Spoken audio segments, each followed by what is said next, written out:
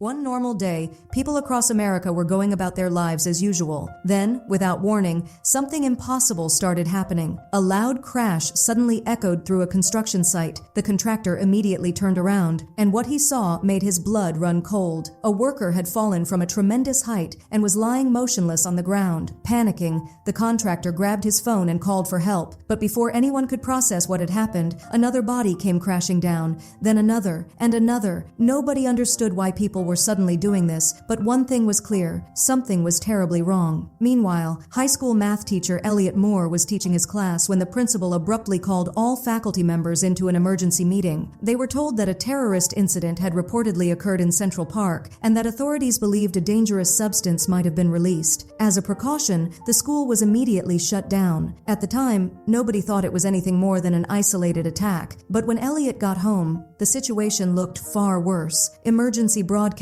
were reporting mass evacuations throughout New York City. People across the city were exhibiting bizarre behavior before suddenly turning on themselves. No one knew why, no one knew how it was spreading, and no one seemed capable of stopping it. Realizing the danger was escalating fast, Elliot packed his belongings and rushed to the train station with his wife, Alma. Along with his colleague Julian and Julian's daughter Jess, they planned to travel hundreds of miles away to Philadelphia, hoping to escape whatever was happening. Unfortunately, they were already too late, because the same nightmare had begun there as well. A short time later, passengers aboard Elliot's train began receiving terrifying alerts on their phones. The same unexplained incidents were now spreading throughout Philadelphia. And not just Philadelphia. Several nearby cities were reporting identical cases. The train instantly descended into chaos. Passengers desperately searched for answers, but nobody had any idea what was really happening. Then suddenly, the train came to a halt near a small rural town. Elliot immediately approached the conductor and demanded an explanation. The answer sent a chill through everyone on board. This was the final stop. Communication with the rail system ahead had completely collapsed. No trains were moving, no updates were coming through, and nobody knew what lay beyond. With no other choice, the passengers stepped off the train and headed toward a small diner nearby, hoping to find shelter and maybe some answers. But what they were about to discover would be even more terrifying than anything they'd seen so far. Meanwhile, inside the diner, a woman was watching a disturbing video on her phone. The footage had been recorded at a zoo in Philadelphia. At first, it looked completely normal. Then suddenly, a zookeeper climbed into a lion enclosure and began provoking the animals. There was something deeply unsettling about the way he moved. He showed no fear, no hesitation. It was almost as if he couldn't feel danger anymore. Within seconds, the lions attacked. The horrifying footage left everyone in the diner speechless. But the next news update was even worse. Authorities now believed this wasn't a terrorist attack at all. Instead, some kind of mysterious airborne phenomenon appeared to be spreading across the region. And the most alarming part? It had already reached most of the northeastern United States. That meant Elliot and the others were trapped right in the middle of it. At that point, only one option remained: get as far west as possible and get there fast. But before anyone could make a move, the power suddenly went out. The diner was plunged into darkness. Instantly, panic took over. People rushed outside, scrambling into their vehicles and fleeing in every direction. Elliot tried asking several drivers for a ride, but in a disaster like this, everyone was looking out for themselves. Nobody was willing to help. Fortunately, the last man preparing to leave, a bearded stranger, agreed to take Elliot and Alma with him. Just then, Julian came running over in a panic. He explained that he had lost contact with his wife. The last thing he knew was that she had boarded a vehicle heading toward Princeton. After that, she vanished. Convinced she might still be alive, Julian decided to go after her himself. Unfortunately, the vehicle he found only had room for one more passenger. With no other choice, he entrusted Jess to Elliot and Alma. The two friends shared an emotional goodbye. Then Julian left in search of his wife. What he didn't know was that he had just seen his daughter for the last time. Sometime later, his vehicle finally reached Princeton. But the moment he looked outside, his blood ran cold. Bodies were hanging from trees on both sides of the road. Dozens of them, maybe hundreds. The entire town looked like a graveyard. Whatever was happening had already reached Princeton. Terrified,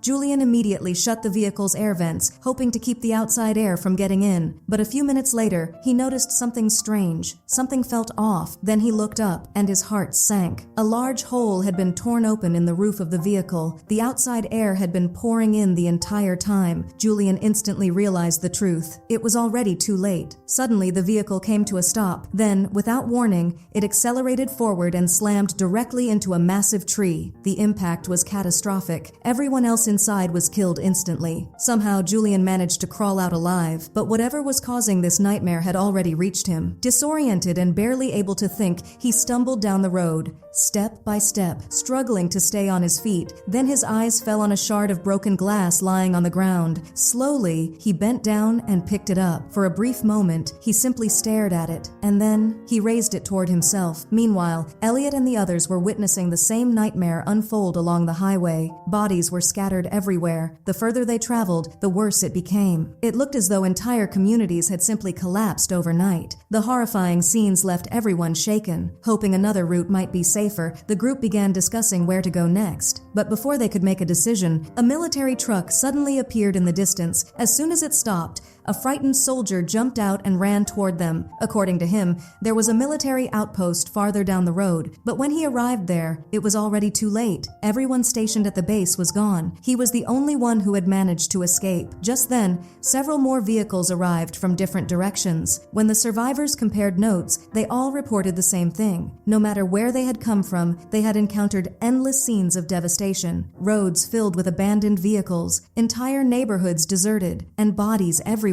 At that point, nobody knew where it was safe anymore. For the moment, staying together seemed like the best option. As time passed, more survivors began gathering at the location. Then suddenly, a woman in the crowd received a phone call. The call was coming from Princeton. Instantly, everyone fell silent. For the first time in hours, a spark of hope appeared. Maybe someone had survived. Maybe there was still a safe place left. But that hope didn't last long. Only seconds into the call, the woman's expression changed. Panic spread across her face. Then strange, disturbing sounds began coming through the phone, and just like that, the connection was lost. Elliot immediately grabbed the phone and held it to his ear, but all he could hear was the sound of powerful wind roaring through the receiver. That was enough. Deep down, he already knew what it meant. Something terrible had happened in Princeton, and there was only one person he could think of: Julian. The realization hit him like a truck. Unable to hold back his emotions, Elliot pulled Jess into his arms. As the frightened little girl held onto him, he struggled to keep himself together. Meanwhile, the bearded stranger shared a theory that sounded completely insane, yet somehow, it explained everything. He pointed out that certain plants release chemical compounds when they're threatened by insects. It's a natural defense mechanism. Then he asked a disturbing question. What if, for some unknown reason, nature had started seeing humans as the threat? What if the plants themselves were fighting back? At first, nobody wanted to believe it. The idea sounded impossible, but after everything they had witnessed, it no longer seemed absurd. In fact, it was one of the few explanations that actually made sense. Whether the theory was correct or not, one thing was clear: they couldn't stay there. The soldier explained that whatever was causing the phenomenon had first appeared in major cities. If that pattern meant anything, less populated areas might be safer. Because of that, he suggested heading toward a small farming community nearby. There would be fewer people, less congestion, and hopefully a better chance of survival. With no better options available, the group agreed and prepared to move out. Soon afterward, the survivors split into two groups. Elliot moved ahead with a smaller team, while the soldier remained behind to guide the larger group. For a while, everything seemed fine. Then the wind returned. A strange breeze swept through the area. The moment it reached the people in the rear group, several of them suddenly stopped walking. They froze in place, completely silent, completely motionless. It was as if something had switched off their minds. The soldier stopped too. At first, he simply stood there staring into space. Then he began mumbling random words that made no sense at all. The others watched in confusion, but a second later, confusion turned into horror. The soldier slowly reached for his handgun, pulled it out, and raised it toward himself. The survivors froze. Before anyone could react, Elliot and the others spun around and started backing away. Then the gunshots began, one after another, echoing across the open fields, and just like that, every remaining doubt disappeared. Whatever this thing was, it had reached the group behind them. After witnessing the attack, Elliot became more convinced than ever that the phenomenon was somehow connected to the surrounding plants. The pattern was becoming impossible to ignore. Every major incident seemed to happen when large numbers of people gathered together. Maybe the plants were reacting to crowds. Maybe they viewed large groups of humans as a threat. And maybe they were releasing some kind of defensive chemical in response. It sounded crazy, but so far it explained more than anything else. Then, Then, as if the world wanted to test his theory, the strange wind appeared again, moving directly toward them. This time, they only had seconds to act. Without hesitation, everyone scattered in different directions, putting as much distance between themselves as possible. Then they waited. The wind passed over them. Seconds went by. Then minutes. Nothing happened. Nobody froze. Nobody collapsed. Nobody showed any signs of being affected. For the first time all day, they had an answer. Elliot's theory was right. Whatever was causing the outbreak seemed to become active when large groups gathered together. Realizing this, the survivors continued moving and eventually came across an abandoned house. Inside, they found a map and began searching for routes through less populated areas. But before they could settle on a plan, more survivors started arriving, and more and more. Soon the house was beginning to fill up. The growing crowd immediately made Elliot nervous. If his theory was correct, this place could quickly become another death trap. Not wanting to take the risk, the group decided to leave right away. They hadn't gone very far when they spotted another cluster of survivors gathered in the distance. Then the nightmare repeated itself. Several people suddenly stopped moving. One man stepped away from the group without saying a word. His expression was completely blank, almost lifeless. Slowly, he walked toward a large lawnmower sitting nearby. He switched it on. The engine roared to life. For a moment, nobody understood what he was doing. Then, to everyone's horror, he calmly positioned himself directly in front of the machine and threw himself into its path. The survivors were horrified. After everything they had already witnessed, they knew exactly what it meant. The phenomenon had struck again. Terrified, Elliot and the others immediately turned around and ran for their lives. After running for what felt like forever, the survivors eventually came across another house. By this point, their situation was becoming desperate. Food was running out. Water was running out, and they had no idea how much longer they could keep going. Hoping for help, Elliot walked up to the front door and knocked. No answer. He knocked again. Still nothing. Then one of the men traveling with them glanced through a window. Someone was inside. They were sure of it. Trying not to alarm the homeowner, Elliot calmly explained that they weren't looking for trouble. They just needed a little food and water. Nothing more. But the person inside was terrified. With everything happening outside, he wasn't willing to trust anyone. As far as he was concerned, the strangers standing on his porch could be carrying the same mysterious threat that had already destroyed countless lives. No matter what Elliot said, the man refused to open the door. Eventually, Elliot realized they were wasting their time. It was time to leave, but one member of the group wasn't ready to give up. The curly-haired young man finally snapped. Frustration turned into anger. He began kicking the front door and demanding to be let inside. At the same time, another survivor started pounding on the windows. The situation was spiraling out of control. Then suddenly, a shotgun appeared through a narrow opening in the door. A loud blast echoed through the yard. The curly-haired young man dropped to the ground instantly. Everyone froze. The entire confrontation had escalated in a matter of seconds. Then Elliot noticed something even worse. The shotgun was moving again, and this time, it was pointed at the second man. In a world consumed by fear, people were no longer thinking rationally. They were simply trying to survive. Realizing they could easily be next, Elliot grabbed Alma and Jess and ran. They didn't stop. They didn't look back. They just kept moving. Eventually, after putting a considerable distance between themselves and the house, they stumbled across another property. By now, hunger had become impossible to ignore. They desperately needed food, so they decided to take one final chance. And this time, their luck finally changed. An elderly woman welcomed them into her home with surprising kindness. Not only did she let them stay, but she also prepared a hot meal for them. After everything they had been through, it almost felt too good to be true. And that was exactly what made it unsettling. In times like these, strangers weren't supposed to be this welcoming. As the evening went on, Elliot and Alma began noticing something odd about the woman. One moment, she was cheerful and friendly. The next, she would suddenly become irritated and angry for no reason at all. Her mood seemed to change in an instant. At first, they brushed it off. Maybe she was simply eccentric. Maybe age had started affecting her behavior. Either way, they chose not to dwell on it. Since it was already late, they decided to stay the night. Thankfully, the evening passed peacefully. The next morning, Elliot came downstairs and noticed that one of the bedroom doors was partially open. Curious, he stepped inside, but what he found was not what he expected. Lying in the bed wasn't the old woman. It was a life-sized doll. For a moment, Elliot just stared at it. The discovery sent a chill through him. This woman wasn't merely unusual. There was clearly something deeply wrong with her. Then suddenly, a voice came from behind him. The old woman. The moment she saw him inside the room,